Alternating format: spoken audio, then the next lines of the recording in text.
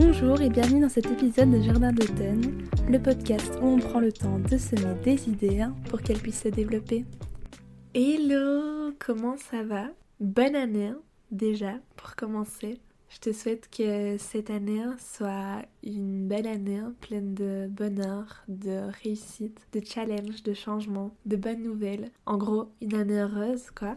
Aujourd'hui, j'enregistre un épisode que j'ai planifié depuis que je réfléchis au podcast. Donc ça va faire 1 an que j'ai ce thème-là en tête. Et je sais pas trop pourquoi je l'ai pas fait avant. Je pense que j'avais besoin d'y réfléchir, de faire des recherches et puis de maturer un peu ce sujet-là. Et aujourd'hui, on va parler du syndrome de l'imposteur. Je sais pas si t'as déjà entendu parler de ça. Le syndrome de l'imposteur, c'est le fait de pas se sentir légitime, de pas se sentir à la hauteur et d'avoir la sensation qu'on ne mérite pas ce qu'on a. On va en fait attribuer nos réussites non pas à nous, à notre travail, à nos compétences, mais plutôt à des raisons extérieures du style « Ah, si j'ai eu le job, c'est parce que ils ont été super gentils à l'entretien » ou bien j'ai eu de la chance, à l'examen je suis tombée sur un sujet que je connaissais, donc c'est pour ça que j'ai réussi, etc. Et au final, en fait, c'est le fait de se sentir comme un imposteur, comme une arnaque, comme une fraude, parce que on ne pense pas que ce qu'on a, on l'a par notre travail ou par qui on est, mais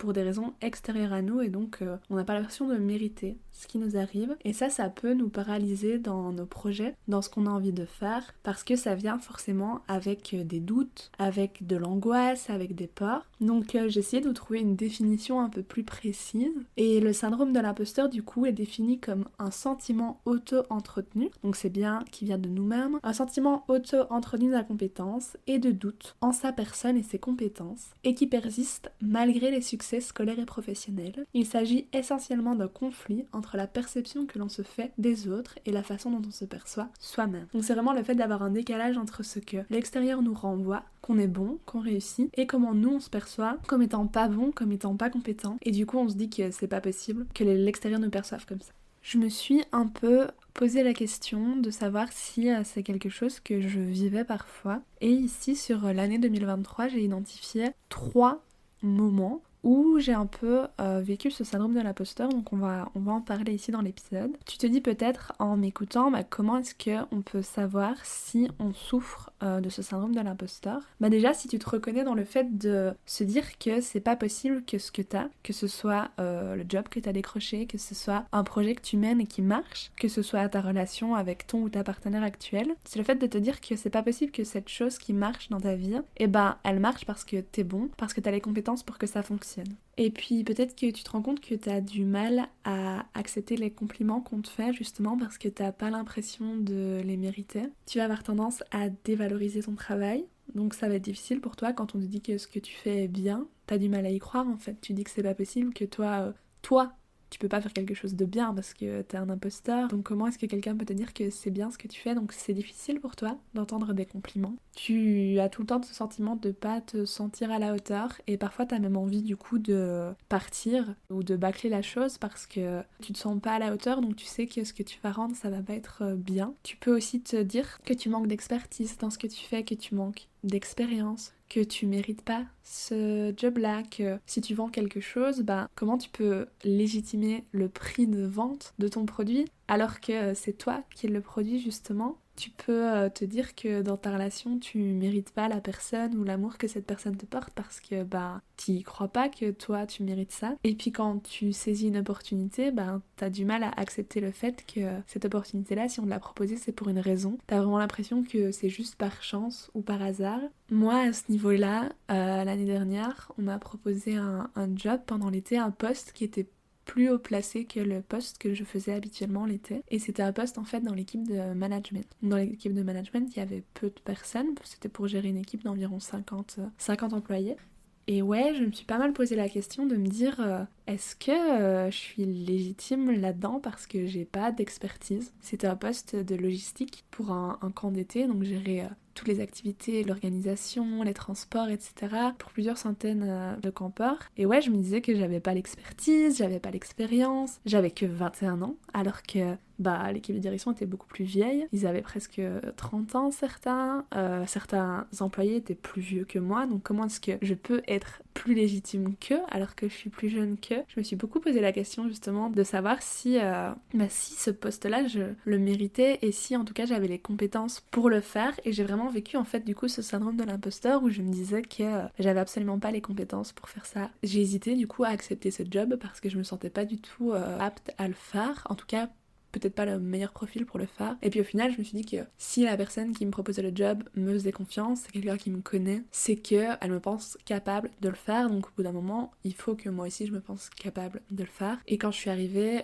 j'ai totalement dead ça. J'ai très bien géré. Et au final, j'étais vraiment bonne entre guillemets dans le job, mais au moment où on m'a fait cette proposition, je me suis vraiment dit est-ce qu'il fait ça parce qu'il me connaît, est-ce que j'ai les compétences pour ça, est-ce que ça va bien se passer. Et ouais, je me suis vraiment retrouvée dans ce truc de j'ai pas assez d'expérience, je suis pas légitime pour faire ça, et si ça marche, je vais peut-être me dire que c'est pas grâce à moi, mais c'est grâce à l'organisation générale, à l'aide que je reçois, parce qu'évidemment je travaille en collaboration parfois avec d'autres personnes, donc il y a un peu ce truc de se dire j'ai pas l'expérience. Et ça je le vis aussi un petit peu avec le podcast où des fois j'aborde des sujets où je me dis mais en fait je suis qui pour parler de ça, je suis qui pour aborder ces sujets-là, pour prendre la parole, alors que je suis encore super jeune, j'ai pas encore vécu grand chose dans ma vie, et il y a des gens qui vont avoir un parcours 1000 fois plus avancé que moi, qui sont sûrement plus légitimes que moi pour parler de certaines choses, et ça peut me paralyser, mais il faut pouvoir aussi le dépasser pour faire ce qu'on veut. Donc ça on en parlera plus tard. Pour savoir si tu souffres de ce syndrome, tu vas aussi avoir tendance du coup à minimiser tes compétences, à te sentir ou te dire comme étant pas bon dans ce que tu fais alors qu'en réalité tu l'es totalement. Tu vas avoir tendance à dénigrer ton travail, tes projets, tes rendus. Tu vas rendre un travail à l'université et tu vas te dire que c'est pas du tout bon et ton prof il va te mettre 18 et en fait c'était un très bon travail, mais toi tu vas dire que c'était pas bon, que c'était bâclé, que t'as mal fait ça et que si t'as eu cette note là c'était simplement parce que le prof il a été laxiste ou gentil alors que c'est pas le cas. Donc si tu te retrouves dans ce que je dis là, peut-être qu'à certains moments tu rentres un peu dans cette tendance à te sentir comme imposteur et à t'auto-déprécier. Et en fait, tout ça, on peut le retrouver dans le travail, donc ça j'en ai parlé. On peut le trouver dans le lancement d'un nouveau projet, comme le podcast. On peut le retrouver dans une relation, on peut le retrouver à l'école. Donc c'est vraiment quelque chose qui peut se généraliser dans plusieurs domaines de la vie. C'est vraiment ce truc de se dire qu'on n'est pas à la hauteur et d'avoir peur que la personne en face en fait nous voit comme incompétents parce que nous on pense qu'on est incompétent et on se sent moins bon que les autres. Mais c'est pas parce que on a l'impression que c'est le cas. Ça, c'est la première clé, je pense, à se dire, c'est pas parce que ton cerveau te dit ça que c'est vrai. Ça a des conséquences. Ce syndrome de l'imposteur, ça a des conséquences. Déjà, ça impacte la crédibilité. Parce que forcément, si toi, tu te sens pas comme légitime, ça va être difficile de convaincre les autres de te faire employer. Si tu penses pas que tu mérites le job, forcément, ton entretien d'embauche risque d'être moins bon que si tu penses que t'es totalement légitime et que t'as toutes les compétences nécessaires. Tu vas avoir l'air moins confiant, tu vas avoir l'air moins assuré, tu vas peut-être refuser des opportunités qui auraient pu être géniales pour toi et totalement te correspondre. Tu vas aussi du coup avoir tendance à te limiter. Tu vas pas faire ton max, tu vas moins te donner parce que à quoi bon faire un truc qui est mauvais de toute façon. Et puis on peut avoir aussi un peu deux versants liés à ça. J'en ai parlé un peu avec mon copain et moi je suis plutôt sur le premier versant et lui un peu plus sur le deuxième. Quand tu te retrouves un peu dans des pensées de ce type-là, ça peut t'amener du stress, comme on se sent comme étant pas assez bon, pas assez tout court. Et bien on va travailler beaucoup plus. Ça je le ressens dans mon mémoire, donc je suis en master 2 et j'ai commencé mon mémoire l'année passée. Et c'est vrai que c'est un peu difficile de se dire que je connais absolument rien à ce champ de recherche-là et je dois montrer à mon accompagnatrice de mémoire que je m'approprie le sujet, je connais, je sais ce que je veux faire, je sais ce que je veux dire, alors qu'en fait, je suis juste une étudiante qui essaie de m'en sortir, quoi. Et je sais qu'il y a des fois, j'ai des grosses périodes de stress un peu, où je me dis, je fais n'importe quoi, je sais pas ce que je fais, et du coup, je vais travailler beaucoup plus pour me rassurer et pour me sentir plus légitime dans ce que je fais. Et à l'inverse, ce fait de te sentir pas assez, ça peut amener à être totalement dans la procrastination. En fait, du coup, en faisant rien, ce que tu fais,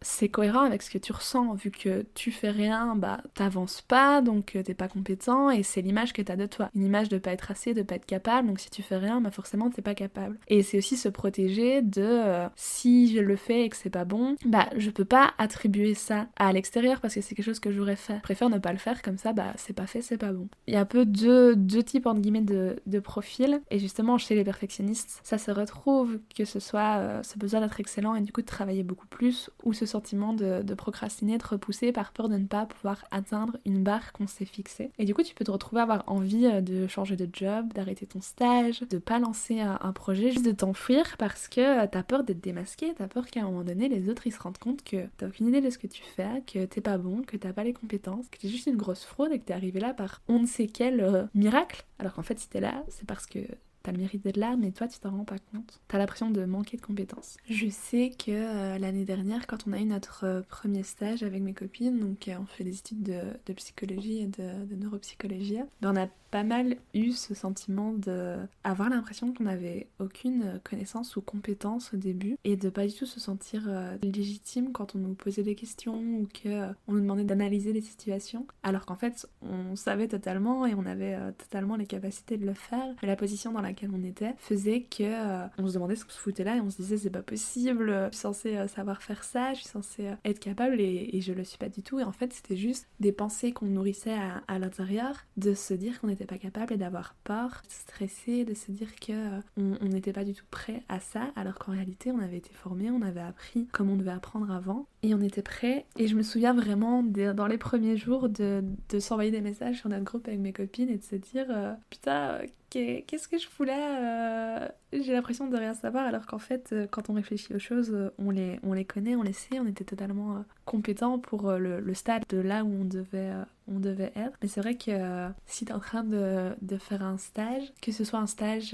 que t'as trouvé par toi-même ou t'as été accepté, ou que ce soit un stage obligatoire ou juste t'es alloué à un lieu de stage, ça peut t'arriver de te sentir comme ça au début, ce qui est normal. Mais du coup quand t'as ce genre de pensée d'être un imposteur, d'être une fraude et de juste pas être à ta place, prends le temps 2 minutes de faire un pas de recul et de te dire que si t'es là, c'est que soit t'as impressionné les gens du stage et qui t'ont accepté, ou alors que simplement t'es au moment de ton parcours où t'as réussi assez de choses que pour avoir été attribué à un endroit de stage et que ça va bien se passer et que les autres ne te perçoivent pas comme manquant de compétences. Tu te demandes peut-être du coup comment tu peux faire pour te sentir plus légitime. Et ça, je pense que c'est un peu du cas par cas en fonction de ta situation, en fonction de dans quel domaine tu ressens ça. Mais je pense que, comme je l'ai dit tout à l'heure, la toute première chose à faire, c'est de te rendre compte que ce sentiment, en fait, toutes ces pensées, ce ne sont que ça. Ce ne sont que des pensées. C'est simplement ta peur de pas être assez bon, ta croyance dans le fait que toi, t'as pas les compétences, t'as pas ce qu'il faut, t'es pas la personne que les autres pensent que tu es, t'es qu'une façade, t'es qu'une image. En fait, tout ça, c'est que des pensées. Dans les faits, si t'as eu le job, c'est que les gens pensaient que tu le méritais. Si ton projet marche, ça veut dire que les gens apprécient ce que tu fais, apprécient ce que tu vends, apprécient ce que tu renvoies. Et il faut pas seulement croire ce que ton cerveau te dit, donc il faut reconnaître un peu la peur, reconnaître ces pensées-là et pouvoir se dire à un moment donné que si on est là où on en est, c'est que on mérite quand même d'être là où on est.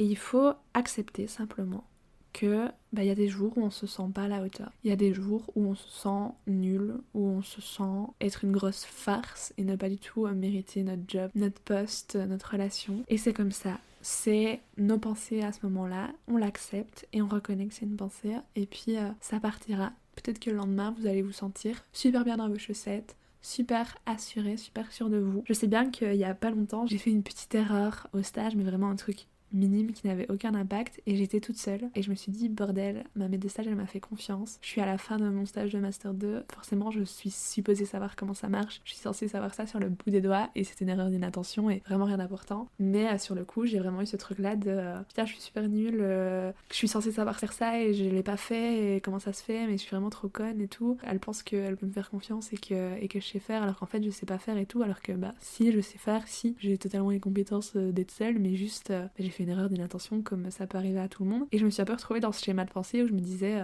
que c'était super grave, que ça n'allait pas du tout, que j'étais vraiment pas à la hauteur, etc. Et c'est important quand on se retrouve dans ces pensées là de se dire écoute, ce sont que tes pensées, c'est pas forcément la réalité, ce qu'on pense c'est pas toujours ce qui se passe vraiment, c'est notre interprétation de ce qui se passe, donc c'est bien de prendre un peu de temps pour réfléchir et bien aussi de s'entourer de personnes qui nous disent en fait ce qu'on vaut, que ce qu'on fait c'est bien, que si on a ces choses là dans nos vies c'est qu'on les mérite et que que ce soit des gens qu'on croit. Évidemment, si la personne qui te dit ça, tu la crois pas du tout, ça va faire que renforcer ton syndrome de l'imposteur et te dire putain, ces gens-là ils pensent ça de moi, mais c'est pas du tout le cas et ça va accentuer ton anxiété et ton mal-être. Mais si par contre c'est vraiment des gens qui te connaissent, que tu apprécies, qui savent qu'ils t'apprécient pour ce que tu es et qui connaissent vraiment qui tu es, avoir ces personnes-là qui te disent que tu mérites ce que t'as et que tu vaux ce prix-là, que tu vaux ce job-là, que si t'as telle personne dans ta vie, c'est parce que toi t'es tel type de personne. Mais quand c'est des personnes vraiment proches et que tu les crois, ça fait vraiment du bien d'entendre ça et ça peut te permettre du coup de passer outre ce syndrome de l'imposteur. Il faut aussi pouvoir essayer d'apprendre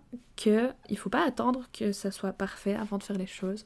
On n'a pas besoin d'être un expert en fait. Pour faire les choses, il faut bien commencer à un moment donné. C'est sûr que quand tu sors de tes études et que t'es dans ton premier job, t'as pas la même bouteille, t'as pas le même bagage que ton collègue qui a 40 ans de plus que toi, forcément. Mais c'est pas pour autant que t'es moins bon que lui, t'es juste au début de ton parcours et c'est pas grave. C'est ok, ça n'a pas besoin d'être parfait. T'as le droit de te tromper, t'as le droit de faire des erreurs, d'apprendre et justement de devenir plus légitime au cours du temps. Et c'est pas facile du tout de se dire que on doit pas attendre d'être parfait pour mériter quelque chose. C'est normal, la vie c'est un parcours d'apprentissage et c'est ok de pas être le plus expert pour faire quelque chose. Il y aura toujours plus expert que soi, quoi qu'il arrive. Et si jamais tu attends, tu vas juste jamais te lancer parce qu'il y aura toujours quelqu'un de plus fort, de plus parfait, de mieux que toi. Et pourtant c'est pas pour autant que toi t'es pas génial dans ce que tu fais ou dans ce que tu veux faire. T'as pas besoin de tout savoir pour te lancer. Si j'avais dû attendre de savoir m'exprimer mieux au micro, savoir faire du montage un peu mieux, et c'est toujours pas super fort acquis, savoir